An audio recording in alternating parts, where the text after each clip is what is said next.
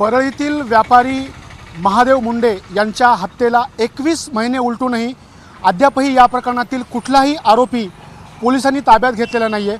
आणि त्याच अनुषंगाने आज कनेरवाडी आणि भोपळा गावचे जे ग्रामस्थ आहेत हे रास्ता रोको आंदोलन करणार आहेत। मी सध्या त्याच रस्त्यावर आहे। हा मार्ग परळीवरून अंबाजोगाईकडे जातो आणि याच मार्गावर आज ह्या दोन्ही ग्रामस्थांकडून रास्ता रोको करण्यात येणार आहे।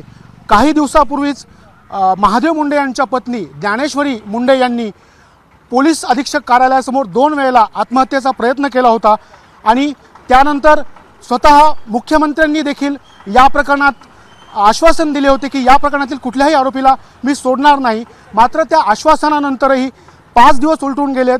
आरोपी अटक न झाल्याने अखेर आज याच ठिकाणी गावकऱ्यांचा रास्ता रोको होणार आहे। आणि विशेष म्हणजे आपण जर बघितलं तर गेल्या काही दिवसात जे मराठा आंदोलक आहेत मनोज जरांगे पाटील हे देखील महादेव मुंडे यांच्या कुटुंबियांच्या भेटीला आले होते आणि त्यांनी देखील न्यायाच्या या लढाईत मी तुमच्या सोबत असल्याचे सांगितले होते। आता या कनेरवाडी गावात रास्ता रोको जरी होणार असला तरी इथून पुढे जे गाव आहे ते महादेव मुंडे यांचं भोपळा गाव आहे आणि भोपळा गावचे ग्रामस्थ आणि कनेरवाडचे गावचे ग्रामस्थ जे आहेत ते याच ठिकाणी रास्ता रोको आंदोलन करणार आहेत। कॅमेरामॅन धनंजय दारुंटेसह मी स्वानंद पाटील, एबीपी माझा, परळी, बीड। एबीपी माझा, उघडा डोळे बघा नीट।